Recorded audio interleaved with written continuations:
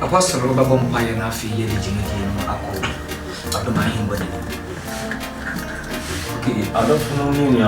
and anyways, yeah, actually I'm going to go say I am not going to the day so or the young catchy. I saw the baby Biala ocean in receive trust. They are bonfire. When you know what you are doing and then you use your was say I want to know woman grown the day so the young catchy. One by Jai, I come maybe about as a full Onyame nkonkron eyinsu yatom safo the fourth okasama of na one seven finin mama assembling from kwachi assembling from shira assembling for yedi assembling from buntu emra umbablabo when yes oh Jesus Christ Nazareth amen Amen. God bless you. Like I said, and they obati yakokuda mankapawa and easy. And easy. What program says program on you know me and programs. Also for ye bedin komo. Okay. Tien komo ye pa. Baby a wa wo hwe program we Urade shira omanyo kase. Amen. Ntine ne mu mfankyero. Amen. And then komo ye no wudi. Say onyankopon ne bra wa shate wo no. Eye ber papa. Sa pepe. Nyame ne bra wa hye amanimpa bia no. Sa ebre ne ye ber papa. No nimpa bia na wa asase so se ne bre nso ya. Na enso ye. Basa wo tam na sonso a na aso. Baby a wo hwe program we life. And na Urade se yenka nkyere se wo tam nso ya kan nani. Na wo tam so a na ye de ben na so. Tie nkomo ye pa. Osafo. Abraham ne papa de tila. Na onyankopon hwe din ka kire Abraham say according to Genesis chapter 11 verse number 27. Say Abraham fruwe de fie. Na ko bosse foforo so asase foforo na minu won konko fa pam wo ho free Genesis chapter 12 e ho no nyankopon hyase na Abraham free ni papa ni fie a okọ asase a onyankopon a kire no okay na bibia na nya de ben eni ho salete so Abraham ko ko di nan ye de ben adekwa le nchie ni bi o de ye de ben but okọ bi na sa no mani na sa ye no ni bi ye de ben oh hallelujah amen to praise God amen Abraham ko du ho no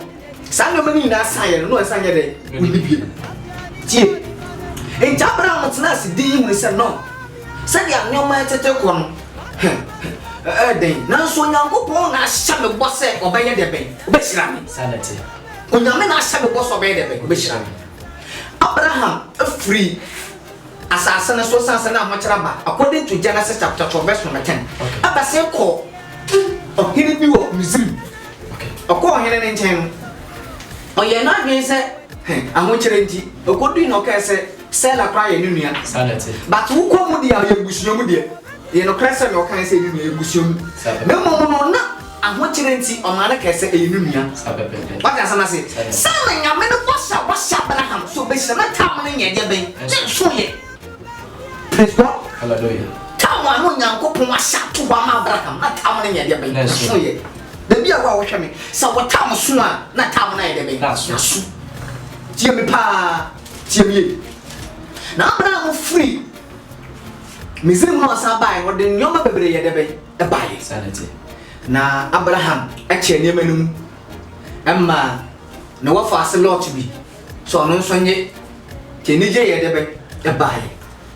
na onyankopon amma Abraham eda na ho according to Genesis chapter 15 okay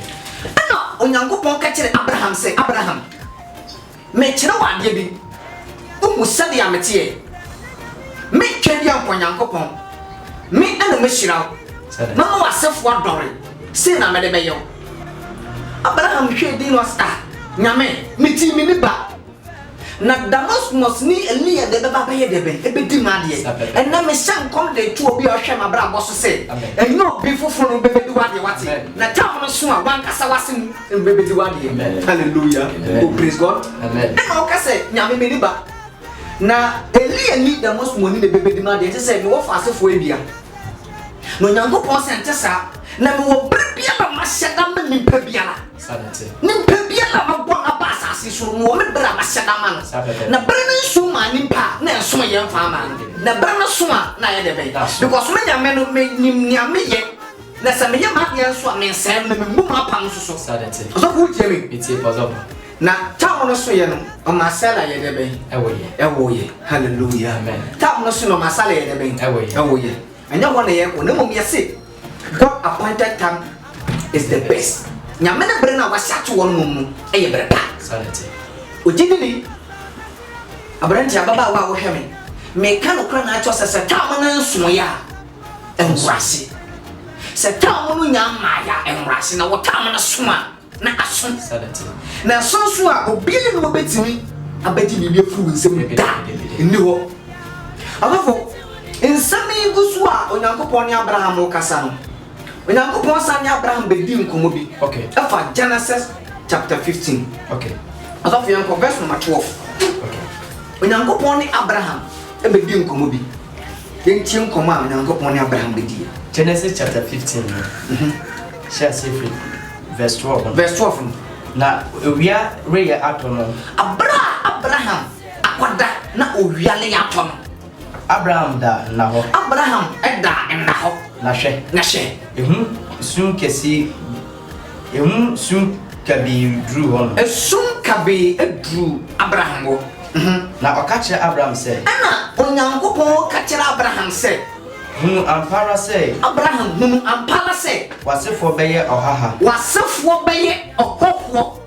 Asase a enye won dia. asase a enyo modia eso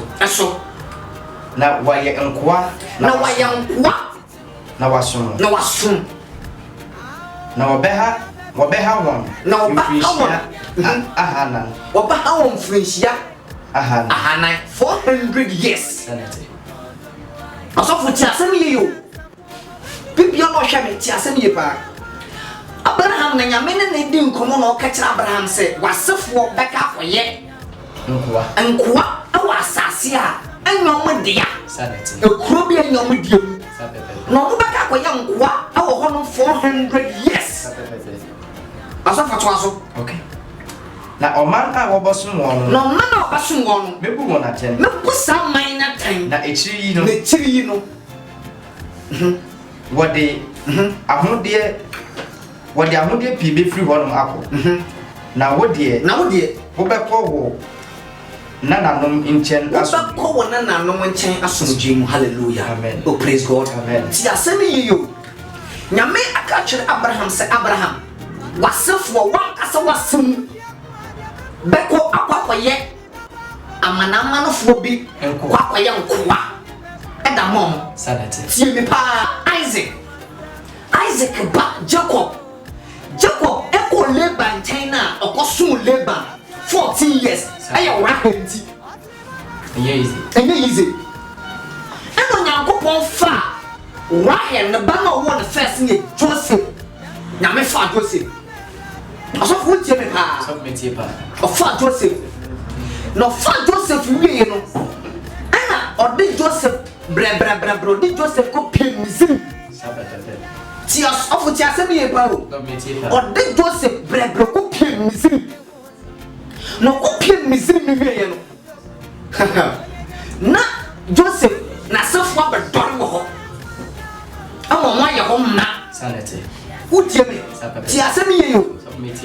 me say God appointed time is the best nyame ne bre na wa sha to wonu enye brata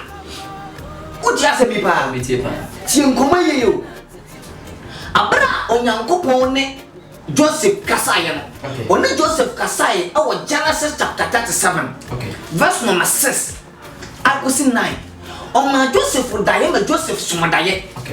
ama Joseph hunu se one nunu anom na krofuom ama omo chekere ayeyo ba nunu anom de ni na adeda ba one Joseph nko ade na ide be eja ana omo ka kire nunu anom na yetan no osakoda ebe no osasomodaye according to Genesis chapter 37 verse number 9 se ensoma dumienu ayede be abonemu ase ama onyankopon no nda se yintesem ne de kire Joseph nanso kodi bene se Joseph yade no kwoto amune na ne ye ne tam na nye debe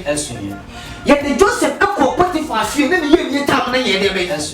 yade Joseph afri Potiphar fie akọ prison na ne ye tam na nye debe hallelujah oh praise God by the ye free prison na tam na so no ye de no kwa hemfa ne ko hallelujah and the baby awa share life program we shira pa also for the program here pa since me say God appointed time is the best na me bring na ma shato aye brepa and the money pa okay but na me bring na wa shato wo say bring na so ya na so ye into ability me nyina baby nka say baby a wiase ne kokora no onyankopon onyamma nyame obaba nkomai nyame achade do nyame ne bro no washato wo ne bre ne so ya ontumi se wiase ne mane ye de be hallelujah oh praise God but sa bre no so a na bre na ye de be na so hallelujah ti asemi ye pa o enti Joseph ekunu sa enisu adum e wona daye mu na Joseph e won fie 17 years sa pepepe aso tie pa o ya tom de na fulani fo amono ka nyan di nyan kwa didie amono to na fulani fo no na fulani fo no so ya wa dwen sem no abrenti ho ofe okay na ni mo so bre o wo mu nya enti ntimi nya abrenti ko ye djuma ya nsu ye koto no na fulani fo no peni ba ko wo mu a na one Potiphar e free sanity ana no so to ko Potiphar ho kuma Potiphar say abrenti dia ye wo no ye pase be de be ye be to na ma na obaya sema atele ma wa na Potiphar so di no chi omaka sabe enti fulani fo nkasa po no mo na nti ye 5 years sanity ama mo sabani ye de mo pedima mo ye de o mo de free ho ade na ba Potiphar won so no ono so benya 5 years ye de no ko prison ana ko nya 3 years for prison after the 3 years no ka bo mo 13 years na ba kan na mfie no ho a na wo nya 30 years into nyankopon no share Joseph boso be da be obesira ma na ne na ba koto no na so na sa no nyankopon ma na mfie na de ne mu ye 30 years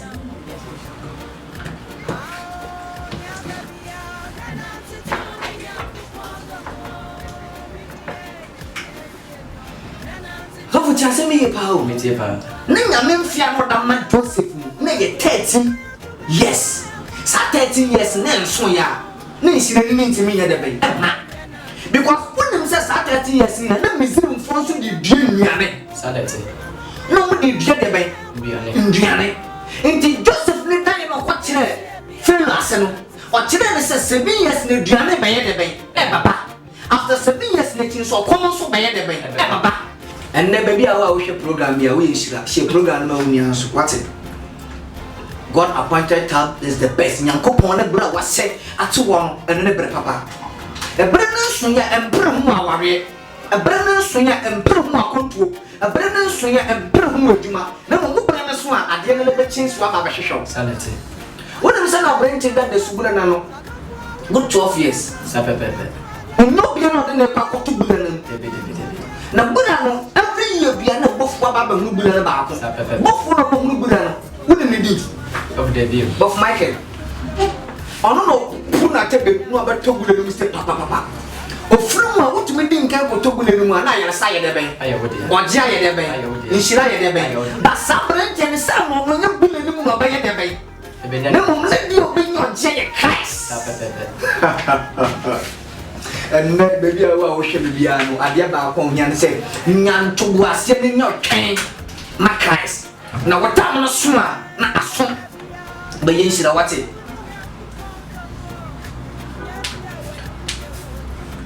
ambru to wase na tam suma na ye de be na so enti osofu ti asem ye pa abra Joseph akofa sa amani no ina no na Joseph akwatire Pharaoh dai na se na Pharaoh ka kire na se dai ye wakira se betimi ni nipo ye nyansani owo mumunu madom owo nwasara dia agi se wanga se Joseph no so no nyankopon de Joseph si wo se ne bripamu no obesine Joseph manaka enuano mo ne papa ne maami mi na abekam sadete o what as any say tinie pa enti ye de Joseph abaye prime minister ono no hwe nuana ne so na oton na obi betime nya duane agi se Joseph wo obi betime nya bibi agi se Joseph wo enti without Joseph ntimi nya bibiara because ɔhene Pharaoh deɛ na sɛdeɛ ne so ɔyɛ ɔhene na mo Pharaoh ayi Joseph nso deɛ na sɛdeɛ ne so ɔhyɛ nnuane ne deɛ bɛn na so nti afei Potiphar na nkasa koraa no baba bɛ set down ma Joseph kure bɛbɛnya penny class in Joseph my God this the year wa hwɛ program we yɛhyira wate so Nyankopɔn ne bɛrɛ na wahyɛ ato wɔ ne nso yɛ a na nso yɛ ba Nyame ne bɛrɛ na wahyɛ ato wɔ no sɛ so a na aso ti bebi a wo program yi enne na wo nti ase ne nya wo se wo bere nso ya na nya de abɛn wo bere no so so a na so aya so fo ni mu bi check ye yi se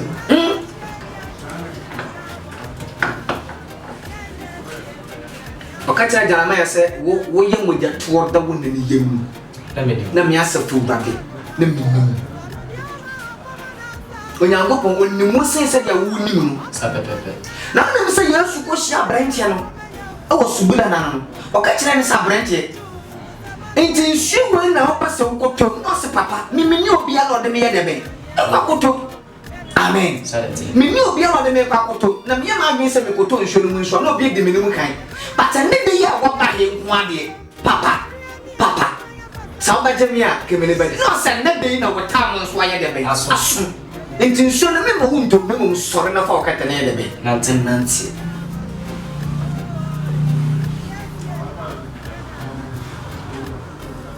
so nipa bi a wasase so ne tam nso ya na ne tam nyɛ debe nso yɛ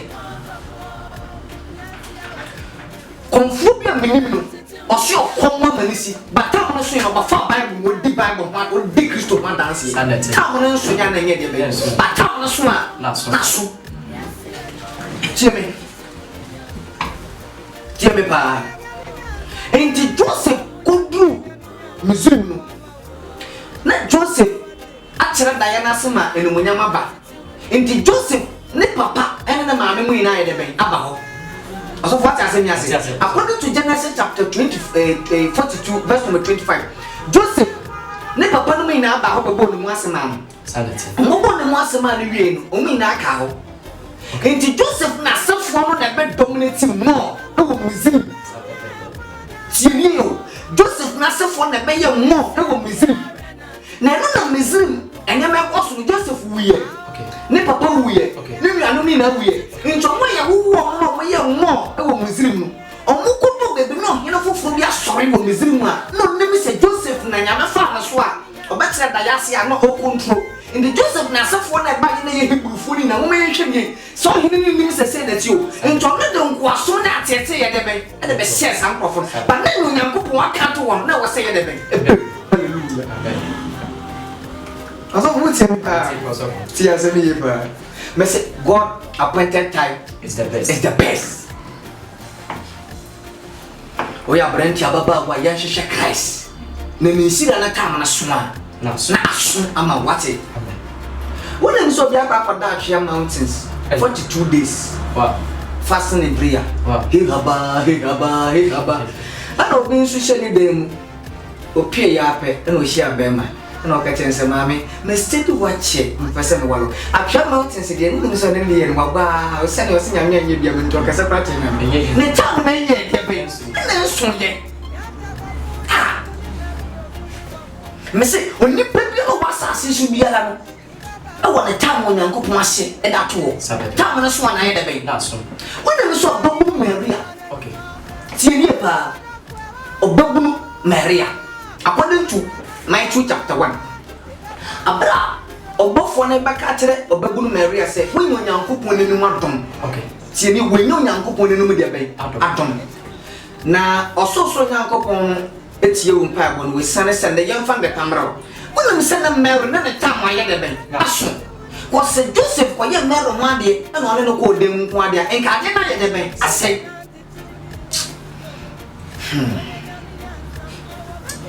when Uncle Paul, whenever was out to woman in Pebia was as soon as Brennan, so your name yet the bank. So ye.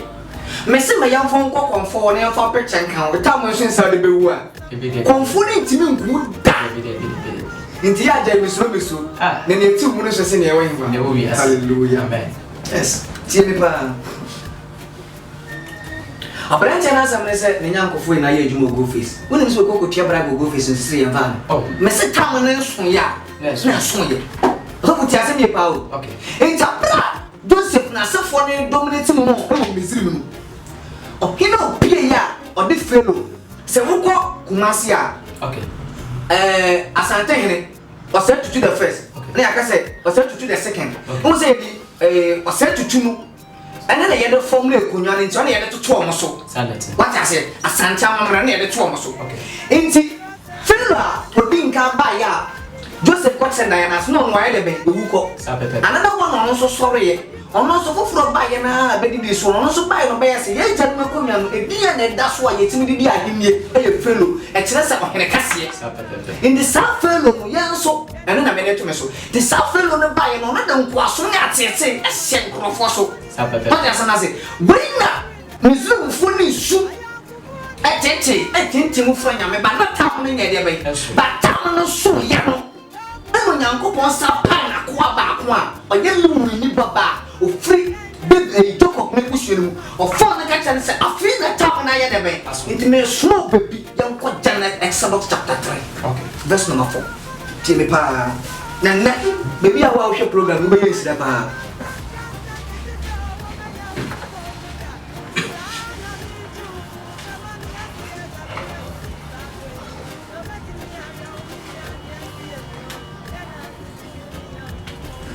onipa wa manie mu pa onipa wa titi mu pa aye is yourself batende o tam na sundan ko ade na asun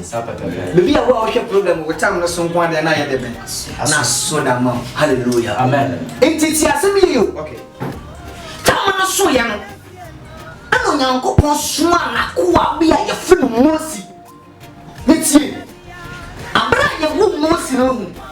na ohini fellow atenase akantam se Hebrew fo mema na dosu enti akwala bia ye bawu mo ye Hebrew ni bia no oso gra Hebrew fo mema na o me tenten gra enti se ye to bia ahini ye bebetini aso na Hebrew fo na beko ante ya ahini na ye de be fie enti ya wo nkwala o mo ye bemba bia ye de be nkumu no sata mo no na lumu ni baba nso a o free Jacob bushenu ono so ba wa fulefum enti ye fu no fai no enya na wo kwa cheka na ke aga to se be ma na ke watumi de bua ye de be aka ento wo ni wie na wo se wa wo de be awo be ma so fo ho che mi pa o wo ni wie ye na wo se wa wo de be ba wo be ma ana be na so no hini ya shambara ba to kro no mo se ma mo bia ye de be mo be ma enti ye ye de de ni okra kwala na krema 20 min kra kwala na obobo apaka bi na odi akwala no tino odi kotu nsuo so ba na Moses ne tam aye de ben ensu na so me so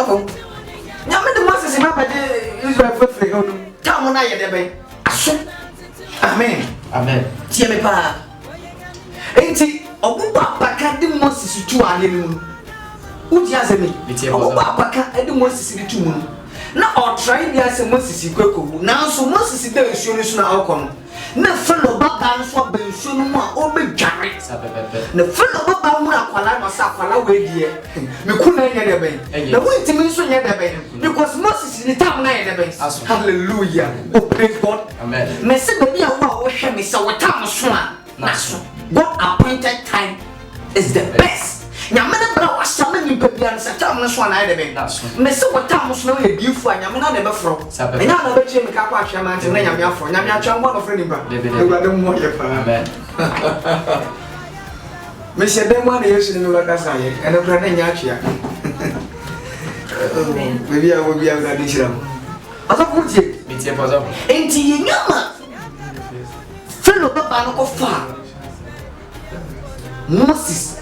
ni madon na Moses akum nipa no kum na wa mantinti Moses dwane so ko na ja no enchen no wo fo no enchen ne wo fo no ko mo enchen wo no ko wa me okay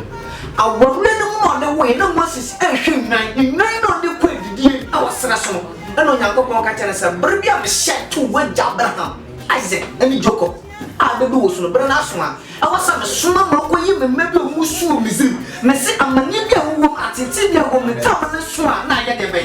mam dia ro konko wo mu da enko hye ho akonfo wate bebi a wo a wo hwe me na wo be yensi na pa osofo kama ye Genesis chapter 3 Genesis 3 Moses hu ma to so mienu okay timiensa chiche mu nan yan ko osofo na Ewurade mu ne se one man no rehwe no no Ewurade mu ne se Moses de didi na mona ko didi o sere so na ode eje beto encheche ne dare no eno mo se Moses ehwade no okay ena ofren yankwe na ofri cheche no mu friend Moses na ogua say ena ogua say minie and Ewurade ka say Ewurade ka kire ne say twipini me Moses me pase me no di nkomo bi ndedei enti twipini me Yunana simple one. One nine put one I saw in Pogo fee. You know the map from my smoke to so. Okay. Now, Fako, would you know the most semester for Rabbi, according to John 4, verse 24, some your cronk, yes, for Rabbi, assassin of this me a cronk. Now, Fako, would you know? Most say Fako, would you know? Ay, assassin. Ay, assassin, master for Rabbi, and men walk a sentence for when I saw you for ye. Young way. Okay. Now, okay, say, I look at say, many way, Janako, many way,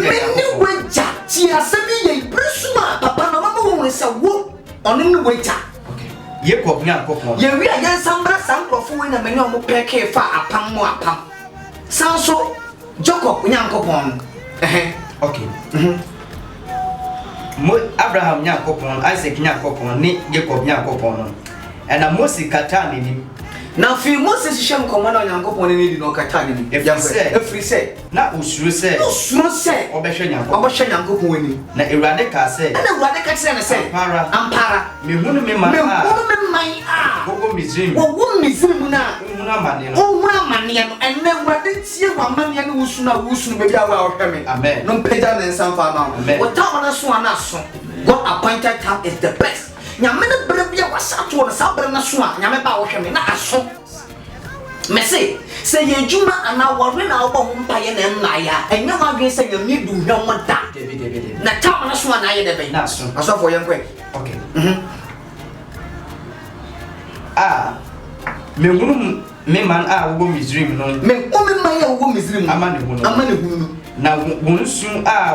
na wosu ahwefo inti wezum afre no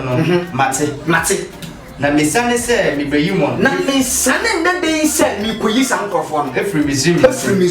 inse na metu mon efri asase no so akọ asase pa mashe inti wona mi so no ne Abraham mashe wo bi se asase papa ni funsuo ene owo so na mama na sefo abaye de be inti na sefo na ko dominate mo ewo Misrim ya me ko tu sankrofo ni na sabebe e do mo ko asase a ene funsuo ya de be asase na hallelujah amen oh praise God amen inti wona mi se na Misrim fo na wo no no mini ma papa se mi se onyankopon ka kire Abraham se na sefo baka ko bre ayenkwaso o Misrim na Abraham so sorry no wan tro pepa bia na afanya de be anto o tieme wona na ayo hene ne se gudie bi se fomu a obewu otumi ka kire na oba ne se gudie bi ye de be foforo no so be free so otumi ka kire se gudie bi ye de be foforo no so ba do be free so otumi ka se gudie bi ye de be enti last hour no ba on le se ni be nko ma no otu gudie na ye de be afa sanete what does it say enti Abraham anka Yesu na ncho so nyankopon a oyi no ho kire no na ka kire no so o ma titi no kuro ha no sa nya mene na kwa apam se ono ne ma na sefo mu baka koye enkwaso ama ahoho what does it say ama amana ne bi tio enti Misrim fo na bra mu Misrim na mu su tete na mu ho mi no mi se ye nyame na pam odan na be ona to no mi se ebrepa mu no so nyankopon na ba se yi omu de omu firu na nsire tumi ayi de be me se so nyame na bere na wasa me ni bia na se sa bere na so a odidi nya ho hemi se bere na so a na so amaba edi bere na so a na so hallelujah praise God amen praise God amen na mente so from oh hallelujah praise God in tade ba kuma egbo ene say onipa bia no wasase so no o wasase so with a purpose and with a vision from God o botaya binti ene adunu na nyame ewo ma na ode na baye enti nyame ne me vision na ode nimpa bi baye ne say e baba ba ye odefo obi so ne de ode na baye say baba ba ye sofo obi so ne de ode na baye so baba ye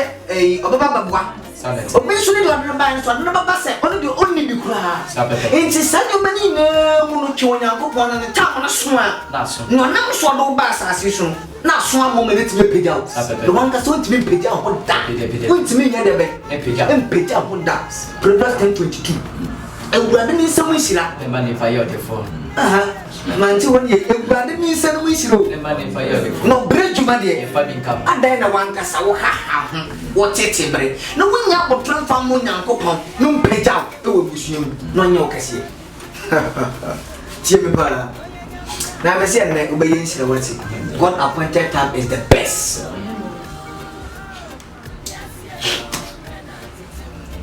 Onyankopɔn ne bra wahye ato ama nipa bia eno ne papa eye papa de ma bibia eye papa enti woni bibi wonim se wiase tam de beko na wiye no onyankopɔn nim wonim se wiase tam a de besai onyankopɔn nim tam de besai sada joseph wonim pa sada be paso on tumi nya bibi o abra onyan to wo sabepepe what has am say abla Isaiah Eshem come according to Isaiah chapter 7 verse number 9 Oshem come and afa Emmanuel no say ye be wo abranche bia be free say sa come shana na Isaiah dey to no na years a onyankopon kan ya na eda wo abra na so ye ba abra na so ye no ana obabu Maria no ajenkwar ba fa no so ne ye dey ade ba wiase what has mean as in charge ba ko gomri se we shila town na so ya wo ba strike wo abrabo no but se we shila town na so a of friend town na so a na aso and the baby a wo hwe me wo town na so ndem fa ma wate hallelujah praise God hallelujah net ya ba ko se me ye pa ti ni pa so ti ase me jo na mu ye hia mu a okoye ni na no Job was to trace him 13 years. Okay. No one's know this scripture. Okobrenu 13 say yes. And then you know not now 5 years no say near baby me send to me. Ntimeko.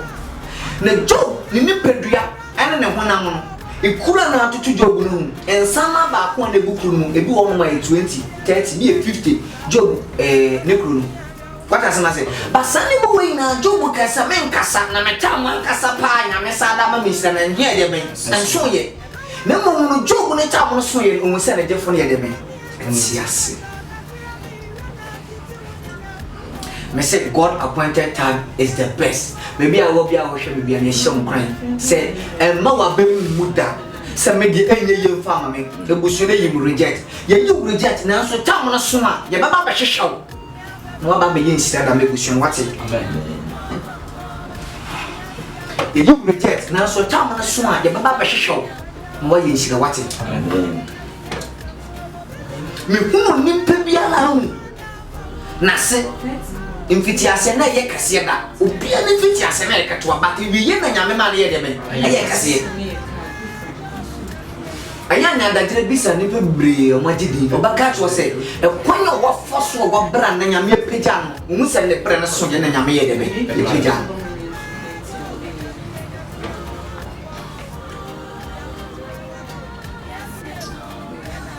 enjo mo amu ka se bebre se onyankopon le mebi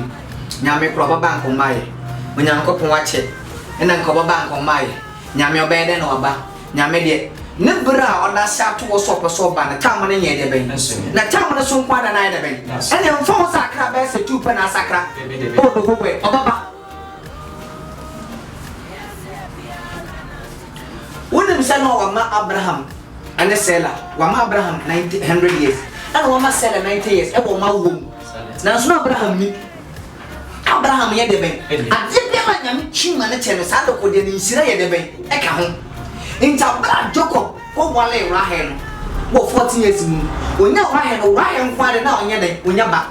Rahel bra no nya ba Rahel ne ba na wo ye no ono no ko Misrim ko ye bosu o Misrim e ma ne ma me Rahel ni giye inta bra bo bia na wo ba wo nem sutrisi ne ho mu nya bo tresa bra na so a e no ko no Yakobon be pija wo mo Ese wunya nyame mu nti ase pa na wunya nyame mu nti ase wo e me bibia wo ye bia na kosore ma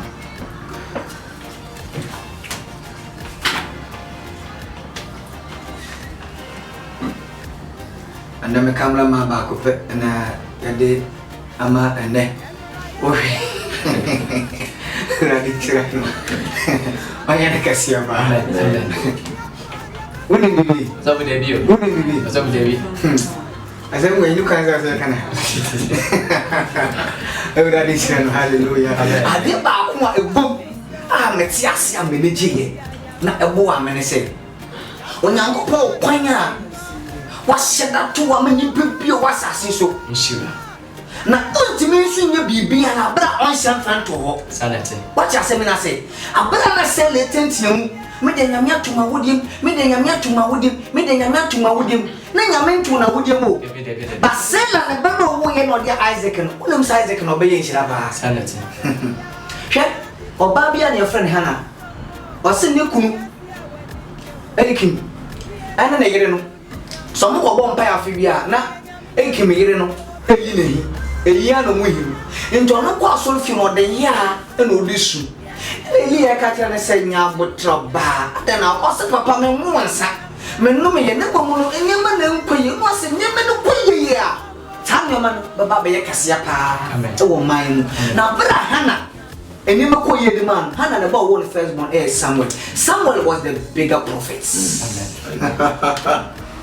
Tie me say adubere na sunya osofo na nya de ben enso ye but se bre no suma na so ubere na sunya na nya de ben but bre no suma na ye de ben be bia wo hye me life se wo bre ne tam suma na ye de ben yes eni papa bre na akwa brocha ya bom je tama ya bom ma back obi so ko ya no timi ye de ben woni se we na tam aso so tukoi wo tam nso ye o so ma obi de usika nya botre na twen nya meni na wo bra na so a me se be bia wo bia no be de be peja sanete ata fo me mentan kasa woni ma dan se be bi di kire me de bio sabu ma na fo ba ko bi me ne kwa sorry okay wa ko prayer camp abon prayer wa ya fast na me ne yemu twekuru ai ana oni me de nkomo na me ka chen so nya fast na oya na ye hawo na onto no bo asem fama nya me na tam na so na ade be o shede mu sa kan bible opie yo ba men road bogo so kwan no ba men road na private car bi na chi na o ka chen say o person bi company but oni mo bia obetimi abo na so o oni mo na boy itina kai no e na o de me ko ahemfo nche no ko bisa so pass ase